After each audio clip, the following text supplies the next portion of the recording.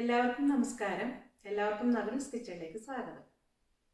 ഇന്ന് ഞാനിവിടെ തയ്യാറാക്കാൻ പോകുന്നത് ചക്കപ്പമാണ്.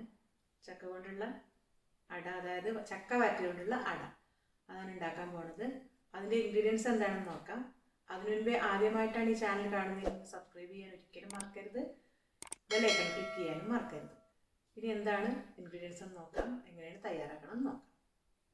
1 കിലോ ശർക്കര, ചക്ക വരട്ടിയത് 250 ഗ്രാമാണ്. ഇത് ഫ്രിഡ്ജിൽ വെച്ചിട്ടുണ്ടായിരുന്നു, അതാണ് ഇങ്ങനെ ഇരിക്കുന്നത്.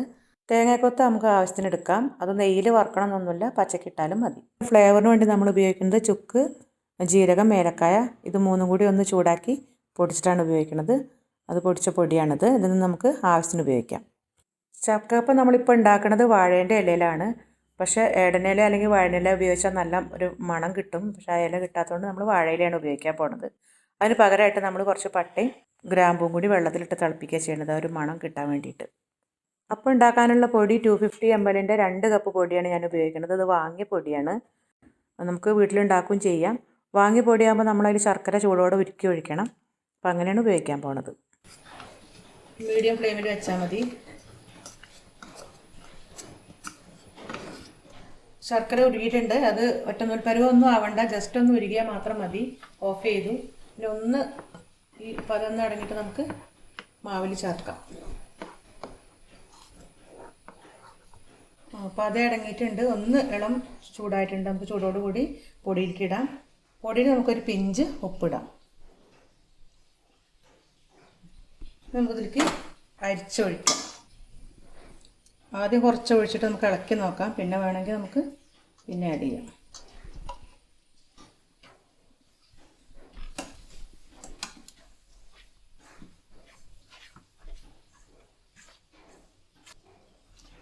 നല്ലപോലെ മിക്സായി നമുക്കിതിൽ ചക്ക വരട്ടിയത് ചേർക്കാം.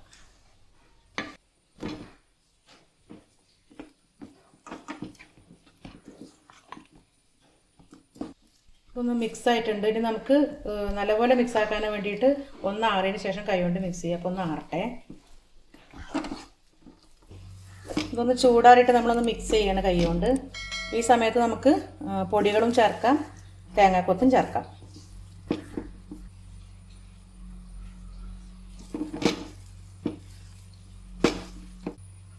ചുക്കും ജീരകവും ഏലക്കായും പൊടിച്ചത് ചേർക്കുകയാണ്. 2 ടീസ്പൂൺ ചേർത്തിട്ടുണ്ട്. അത് പഞ്ചസാര കൂട്ടി പൊടിച്ചതാണ്.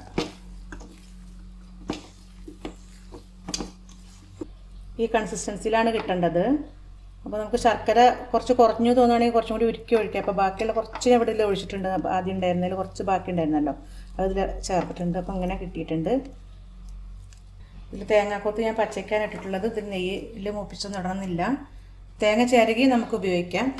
പക്ഷെ കുമ്പിളപ്പം ഉണ്ടാക്കുമ്പോഴാണ് തേങ്ങ ചിരവി അധികം ഇടുമ്പോൾ അങ്ങനെ ടേസ്റ്റ്. ഇതിന് ഇങ്ങനെ ഓരോന്ന് തേങ്ങാക്കൊത്ത് കടിക്കുന്നതാണ് ടേസ്റ്റ്. അപ്പോൾ ഇങ്ങനെ നമുക്ക് ഇനി ഇലയിലേക്ക് പരത്താം. നമ്മളപ്പം ഉണ്ടാക്കാൻ പോണത് വാട്ടിയ വാഴേൻ്റെ ഇലയിലാണ്.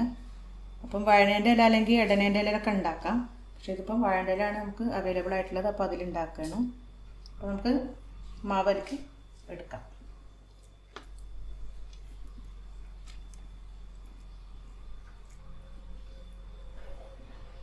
കുറച്ച് മാവ് എടുത്താൽ മതി.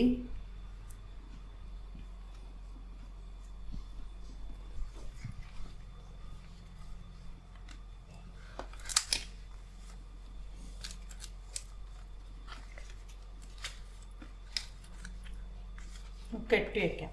ഇത് നമ്മൾ വാഴയില മുറിക്കുമ്പോൾ അതിൻ്റെ ബാക്കിൽ കിട്ടുന്നതാണ്, നാരാണ്. അപ്പോൾ ഈ നാരിങ്ങനെ മുറിച്ചെടുത്ത് നമുക്ക് കെട്ടി വയ്ക്കാം. നമ്മൾ വാഴനാര് കൊണ്ട് ഇത് കെട്ടാണ്. അങ്ങനെ കെട്ടിയിട്ട്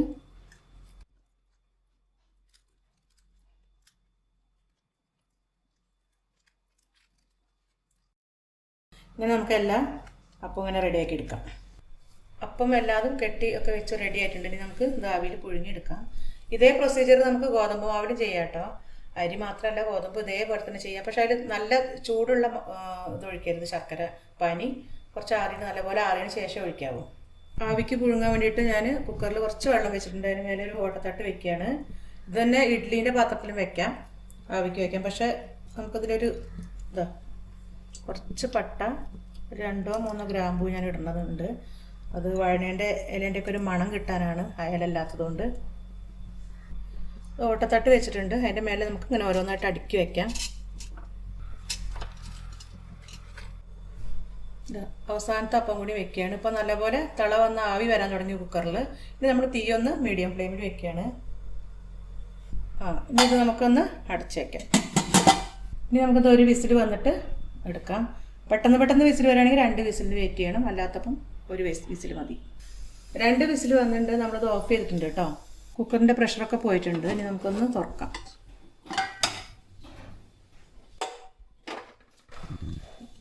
ചക്കപ്പം റെഡി ആയിട്ടുണ്ട്. നമുക്കിതൊന്ന് പാത്രത്തിലേക്ക് എടുക്കാം. ചക്കയപ്പം റെഡി ആയിട്ടുണ്ട്. ഇതെല്ലാവരും ട്രൈ ചെയ്ത് നോക്കണം. ഈ വീഡിയോ എല്ലാവർക്കും ഇഷ്ടമായെങ്കിൽ ലൈക്ക് ചെയ്യാനും ഷെയർ ചെയ്യാനും കമൻറ്റ് ചെയ്യാനും ഒന്നും മറക്കരുത്. ആദ്യമായിട്ട് ചാനൽ കാണുന്നവർ സബ്സ്ക്രൈബ് ചെയ്യാനൊന്നും മറക്കരുത്. അടുത്ത നല്ലൊരു റെസിപ്പി വരുന്നവരേക്കും ബൈ.